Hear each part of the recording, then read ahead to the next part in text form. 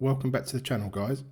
There is a moment in every political project when priorities become unmistakable, not through speeches but through attention, through who leaders court, who they flatter and which regimes they describe as partners rather than threats. And when you look closely at Keir Starmer, one fixation stands out with increasing clarity: China.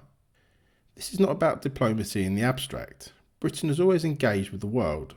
It is about tone, direction and the lessons history has taught us. A lesson Labour seems determined to forget. Because China is not just another trading partner, it is a one-party state with a long record of censorship, surveillance and repression. And when Western politicians start talking about pragmatic alignment with Beijing, alarm bells should ring. Starmer's defenders insist this is mere realism, that Britain must engage economically with a rising superpower, that trade and dialogue are tools of influence. But that argument collapses the moment we ask the obvious question: influence in which direction? Because history shows that engagement with authoritarian regimes rarely liberalises them. More often it normalises their methods. And that is where the concern deepens. China's model is not subtle, it is explicit.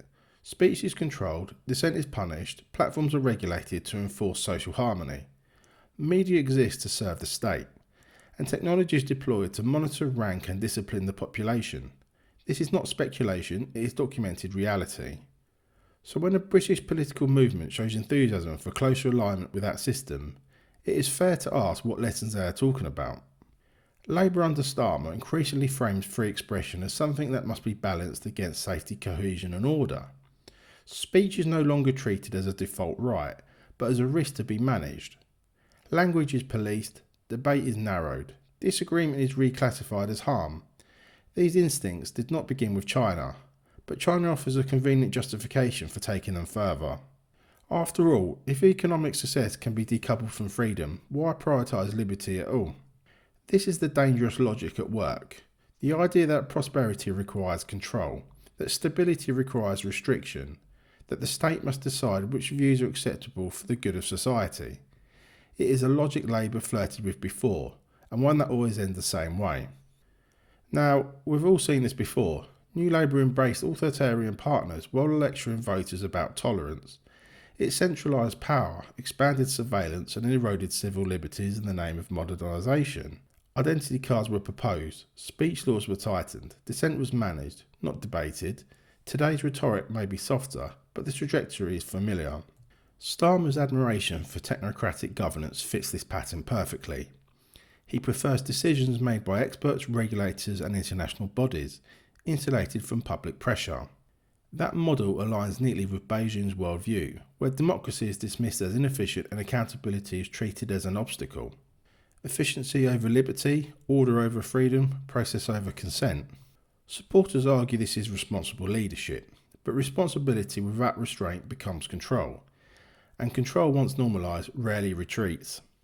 The real warning sign is how quickly Labour dismisses concerns about China's human rights record as distractions. Critics are accused of being simplistic, nostalgic or Cold War minded. The public is told to focus on jobs and growth, as if values were a luxury item, affordable only in good times. But free speech is not a bargaining chip, it is the foundation that allows everything else to function. Once politicians accept the idea that certain truths are inconvenient, that some opinions are dangerous, that debate must be curated for social outcomes, censorship follows as surely as night follows day. It doesn't arrive with jackboots, it arrives with guidelines, regulators and best practice. China did not build its system overnight, it built it incrementally, always in the name of stability. This is why Starmer's China obsession matters, not because Britain will suddenly become a one-party state, but because alignment shapes instinct, it sets benchmark, it influences what politicians consider normal, acceptable and effective. And when Labour figures talk admirably about long-term planning, social discipline and state coordination, it is hard not to notice where those ideas are most aggressively applied. The public is told not to worry, that British institutions are strong, that our traditions will protect us. But institutions only endure if those in charge believe in them, and belief is exactly what seems to be eroding. Free speech is messy, it is inefficient, it allows bad ideas to surface. That is precisely why authoritarians hate it, and it's precisely why it must be defended, especially when it becomes inconvenient for those in power. So the question is not whether Starmer plans to abolish free speech tomorrow, the question is whether his worldview leaves any real space for it at all. Because once a political movement decides that order matters more than liberty, the chopping block is only a matter of time. And history tells us that when Labour starts looking east for inspiration, British freedoms are usually the first thing placed at risk. Thanks for watching, guys. If you want more honest political commentary and don't want to miss what's really happening behind the headlines, hit that subscribe button and drop your thoughts in the comments below.